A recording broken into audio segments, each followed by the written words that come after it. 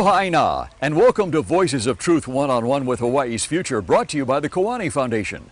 I'm Ehuke Kahu Cardwell, and here we are today out on the leeward side of Oahu. We have a wonderful guest on the show. Let's go on over here and meet him.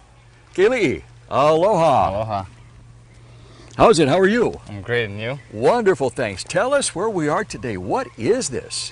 This here is Kahumana Organic Farm and Cafe. This property is 14 acres large, and there's 5 acres of housing development over here, and then 9 acres of farm this direction.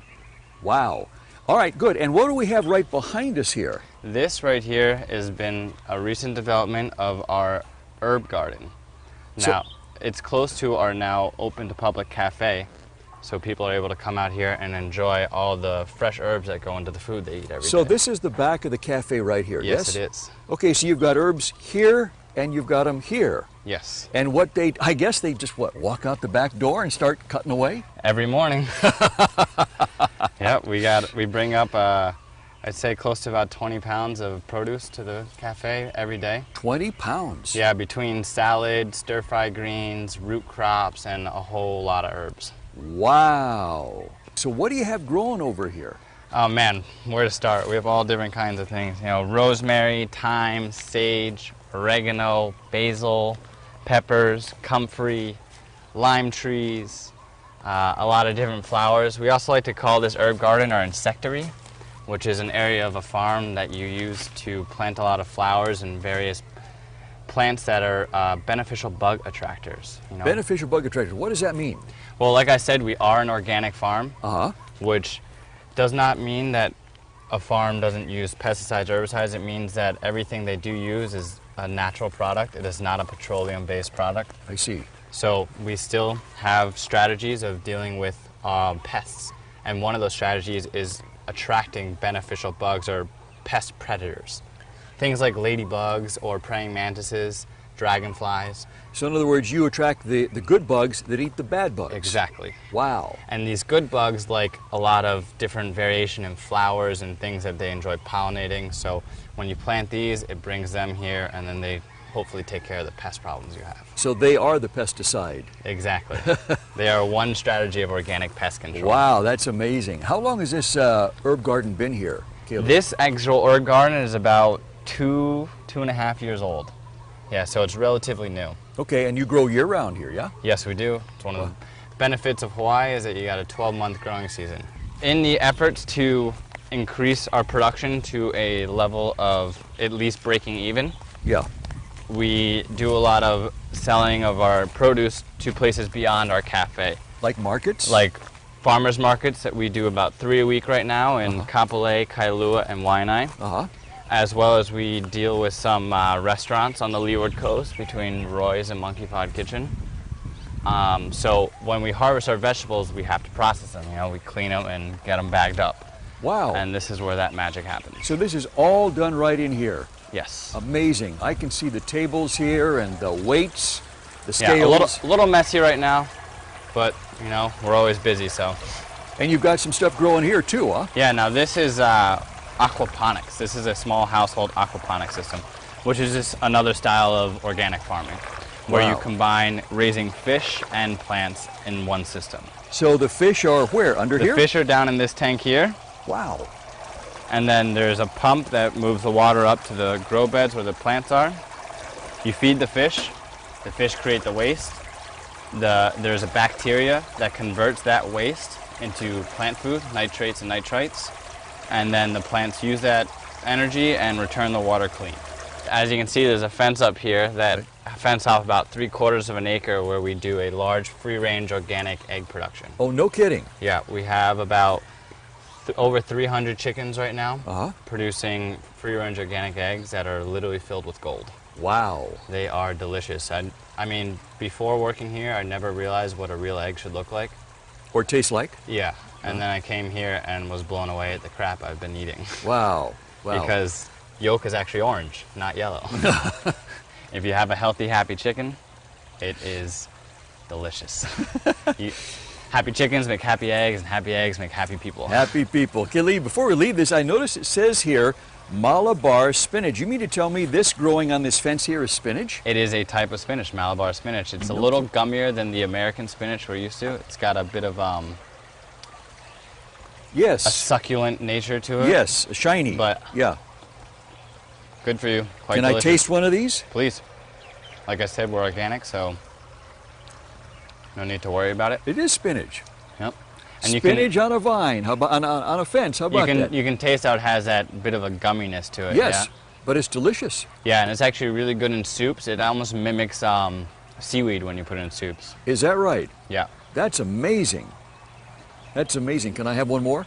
Please take as much as you want. Well, I don't want to take the whole thing, otherwise can- the fence would be empty, but No, you trust me, this stuff is a weed here. really? Once you get it started, the birds like the seeds and they will plant it all over the place. Do you have papaya here? Yep, actually all these papayas you see under here were planted by birds. Really? Yeah. It's to some people a nuisance and to others an advantage that your birds will eat some of your crops, but they will also propagate it for you. Wow. Now you don't get to choose where they plant it. It's probably going to be under a tree where they're sitting and they leave a little present behind. Right. But that little present's full of fertilizer and it starts to seed right away. There are the presents right there. We have not planted one single papaya ourselves over here. No kidding. This whole patch, all by birds. And you can see over here, this is a style of what we call no-dig garden beds. Where Tell us what that is. it's a bit of a permaculture principle where we do not dig. What it starts off is as cardboard or banana leaves for a weed mat. So you kind of keep what's below the earth, on the ground out of what you're growing. And then on top of that, you start composting. We do a lot of our own composting here, so this is our own soil we created. And then we're gonna line it up with some more mulch in between the pathways, and then we're gonna plant right in here. Wow. So by doing this, you don't have to dig into the earth, hurt your back. And then you also, you have a less chance of weeds that are already in your soil. A lot of the weeds you get is because the seeds have been dormant inside your soil. Yes. So this, when you create your own compost, you control it more. Wow. And as you can see, we have our wild chickens doing a little tilling for us as well. Here we are at the start of our organic egg production area. Oh, this is it? Yeah, this is, like I said, we have about 3/4 acre fenced off. We have different sections for different stages of our chickens. These chickens, I'd say, are about 2.5, 3 months old. Really? Yeah, still a little bit young to go in our large coop because it's not as secure. And the larger ones are over there? Yes, that is I our see. main coop. Uh-huh. So these guys will be another 3 to 4 months before they start laying eggs. Unfortunately, the way the system's structured, that it's actually cheaper for us to source our chickens from the mainland than locally. Is that right? Yep. So these chickens come in from Texas. Wow. Wow. About 2 days old. Wow. And so how many eggs do they produce a day? It's usually they average about 5 a week, a healthy chicken. So it's Each chicken 5 a week, so 1 a day. roughly, yeah, it's But- roughly one per day and a half, I'd say, if you're gonna try and get it down to numbers. Uh-huh. But you can see in here, this There's is the larger ones. yeah, Yeah, this is look at the that. access to the main coop. Wow. We have a few different varieties between Rhode Island Reds, Barred Rocks, Americanos, and a mix of wild ones. These are actually our brand new Muscovy ducks. And tell us why you have ducks on the farm. Well, one of the things we strive for is diversity. Diversity breeds resilience. So in that sense, you want to have, if it was up to me, if we had the time and manpower, I would love more animals. But right now, we operate with chickens mostly. So what do these ducks do? These ducks, when they get old enough, they will lay eggs, and eventually they will be very delicious meat. I don't know if you're interested in eating duck, but I very much love roast duck. I've had roast duck, it's great. I wouldn't want to eat one of them after they're looking at me there saying, please don't eat me today. But I got into this industry because I love food. Yes. I've grew up working in restaurants, back of the house, front of the house, busboy, manager, I've done it all. So I also realized that I had no idea where food came from, and I didn't like that.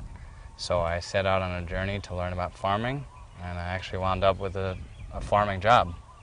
And one of the reasons is because, I love meat, and I don't see myself ever giving that up, but I do feel the responsibility to understand what it takes to kill and process your own protein meat, you know. Mm-hmm.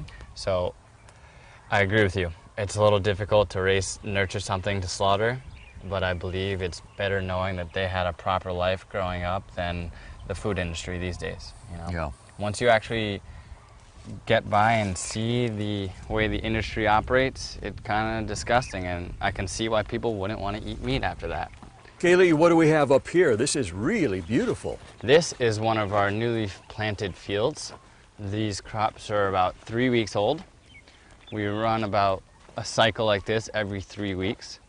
And what is this here?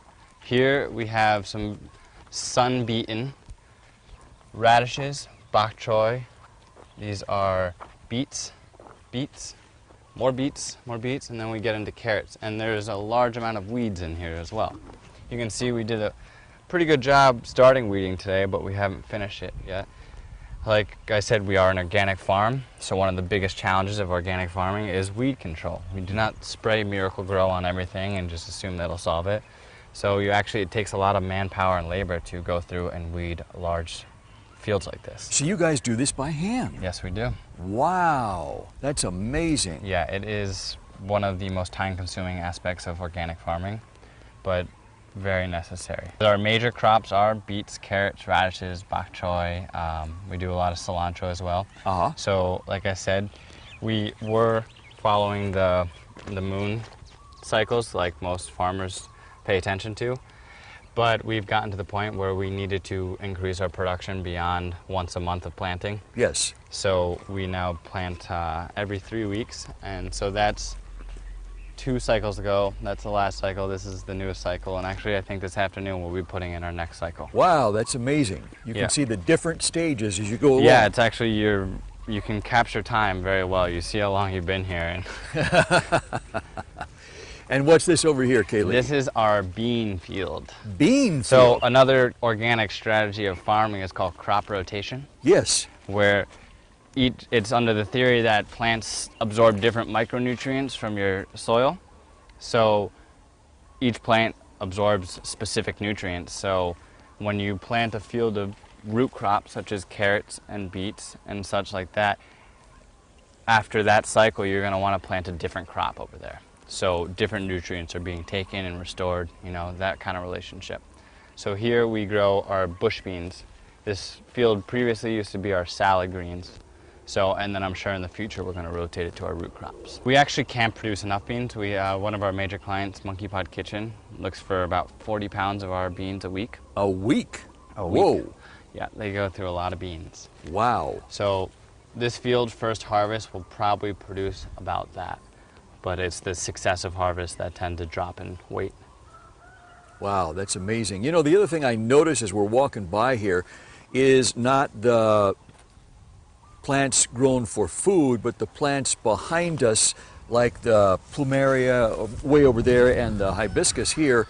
And look at the size of these flowers. I mean, these things are huge. They're beautiful. You know, when you keep your land right, the plants will show it. Wow. Just beautiful. This little area, actually, like I said, this property has a very long history, and a family that has been very involved with this place and down the road. I don't know if you've ever heard of, I can't remember the last name, but Sureo is a big person. He has a farm down the road. Their whole family has been involved with this property way before my time. Wow. And this little area they built is a little temple, because they are from Sri Lanka. Uh-huh. So they're This little area over here. Yes, it's... Can we go see that? Yeah. I don't see why not. It's just a nice, shady, quiet spot. And they were the ones responsible for planting all these beautiful hibiscus trees. Oh, look at this. How about that? Yes. Yep. Wow. So they come out here quite often just to tend it and relax, you know. Nothing like a little bit of shade and why not? Nice to sit here and relax amongst all the activity going on. Exactly. In the hot sun. Yeah, that's the major thing. Shade is a commodity out here. Right, because we're on the leeward side of the island, so very little wind, hardly any rain, but lots and lots of sun. More than we know what to do with. But the plants know what to do with it. Yes. Wonderful. It's actually, you can see, you know, it's midday, and as sad as they look, you gotta realize that plants are smarter than you think, you know? Yeah. it's really hard to take this intense heat all the time. So when it gets this hot, they actually wilt back to, have less surface area received from the sunlight. It looks like they're hurting, but you're going to come back out here at 6 o'clock at night and they'll be back they're up. perky and ready. Yeah. So they're actually extremely intelligent. Plants are very smart. Smarter than I'll ever be, for sure. Keli, I know we just passed the cafe behind us, and now we're coming over to the housing over here, huh? Mm-hmm. And tell us what this housing is. So like I said, this property used to be a mental rehabilitation facility. Uh-huh. So this housing over here used to house the patients that were here, as well as the program center for the different activities that they ran, Uh-huh. in addition to housing the employees that worked here. Wow. So you could actually work here and live here. Yes, that's actually what I do right now. Is that right? Yep. So tell us about you. How did you get here? Where'd you come from? What attracted you to all this stuff? It's actually quite a long story, but I grew up in New Jersey. New Jersey? Yes. Wow, that's a long way from here. Pretty far away from here. My mother is from Hawaii. Uh-huh. She grew up in Honolulu, and she ended up working for the airlines. Is that right? My father is from New York, Brooklyn actually, Uh-huh. and they met over there because of one of his roommates was a flight attendant as well.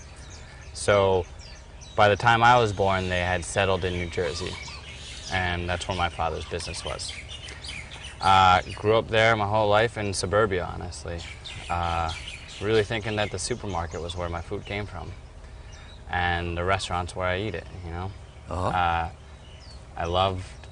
I worked in restaurants ever since I was of age. Really? Yeah, because I didn't know it at the time, but it took me until about college where I finally realized how important I valued food. Outside of family and friends, food was the next most important thing in my life. And I had no idea where it came from. And the supermarket started to scare me because I knew that wasn't where it was from, and half the stuff in there wasn't even food.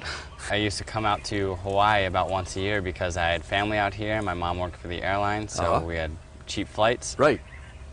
And then it was last year, 2012, where unfortunately I came out here for my grandfather's funeral.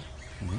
But at that point, I really didn't want to go anywhere else, so I decided to stay and not leave and pursue a career in farming. And this is when I discovered the WWOOFing program. And what is the WWOOFing program? WWOOFing program stands for WWOOF.org. It's the Worldwide Opportunities on Organic Farms, also known as the Willing Workers for Opportunities on Organic Farms. Now, it's an international program that's a work trade. So it's anywhere between 20 to 40 hours of service for a variation of room, board, and education. Wow. Yeah.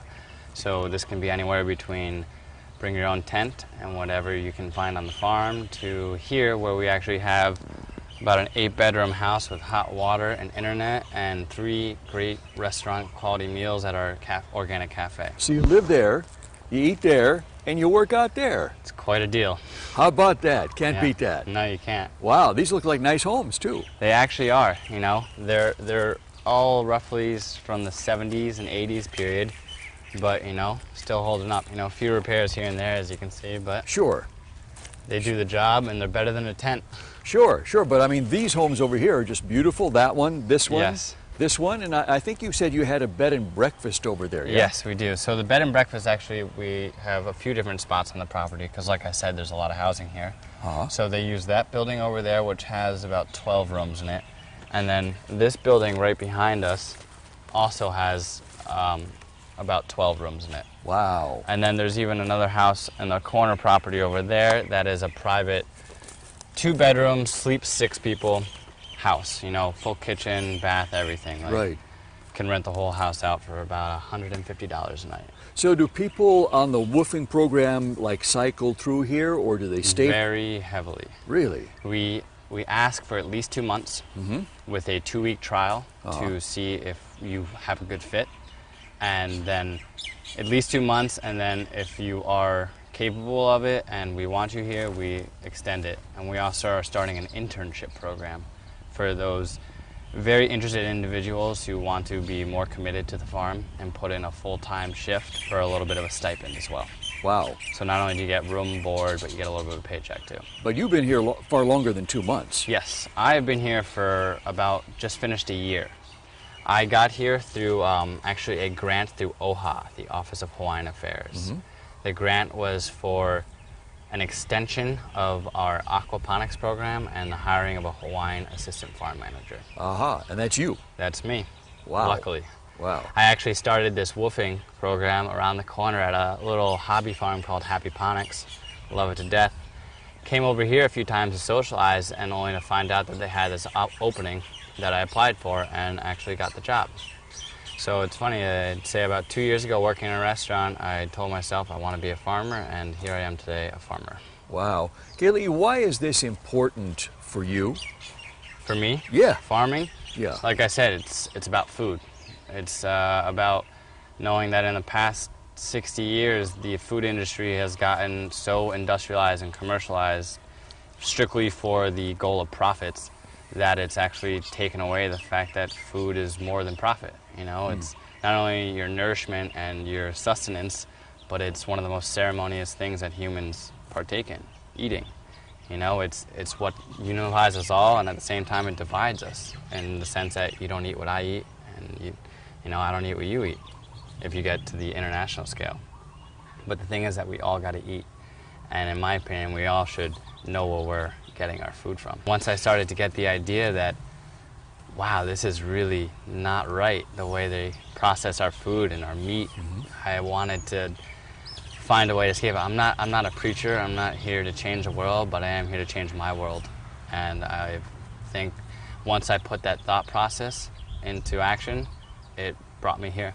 Wow. And I've been extremely happy since I've been here. Wow. So why is this place important for Hawaii, Keli? This place is important for Hawaii because, especially because we are an island. You know, island people have that innate sense of limited resources. You know, if it wasn't for the cargo ships coming in, we'd have a lot of people on this island starving to death.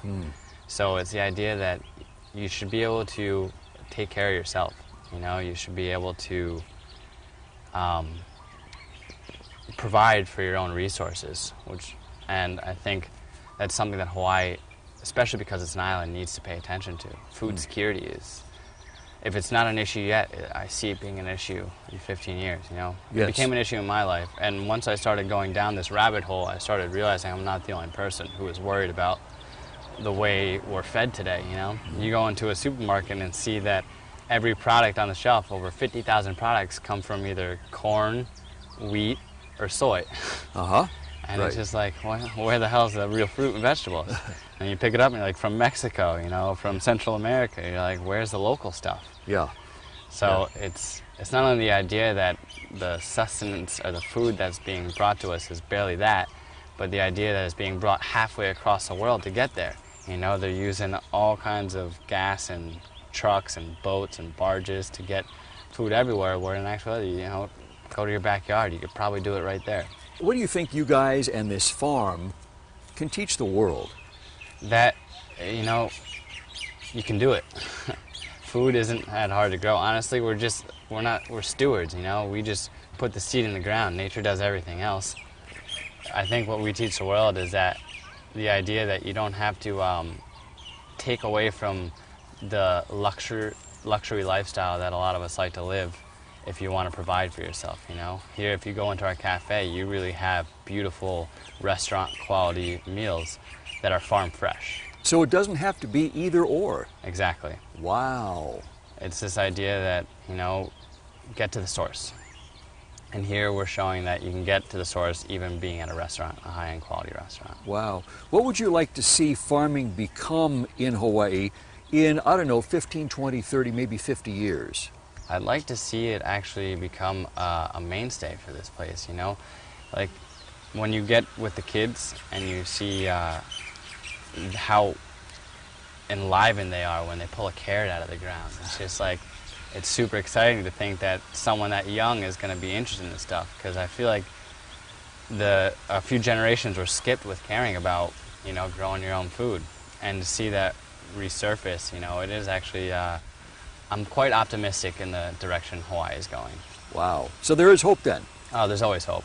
You Good. just got to believe. Good, good, good. And there we have to leave it. Keli, mahalo for having us at Kahumana Farm today. My pleasure. It was wonderful to be here at the source. You know, city folks like me, I mean, it's been many, many years since we've actually had our feet on the Aina, on the land here where you grow stuff. So this is really remarkable to see, and thank you for having us here. Thank you for coming, guys. Wonderful. And to our viewers, mahalo for joining us here at Kahumana Farms.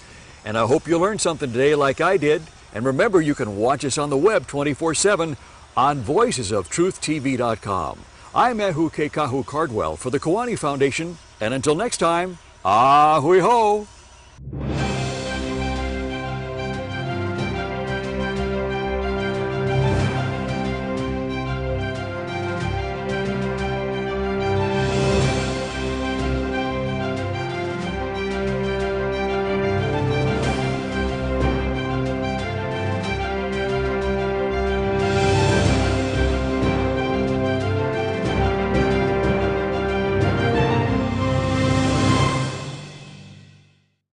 Mahalo for watching Voices of Truth one-on-one with Hawaii's Future. Watch us on the web 24/7 at voicesoftruth.tv.com. You'll find all our shows, including this one, in case you want to see it again or share it with family and friends. Also view our weekly video commentaries at freehawaiitv.com. And check out our blog, published daily, at freehawaii.info. It's all part of the Free Hawaii Broadcasting Network.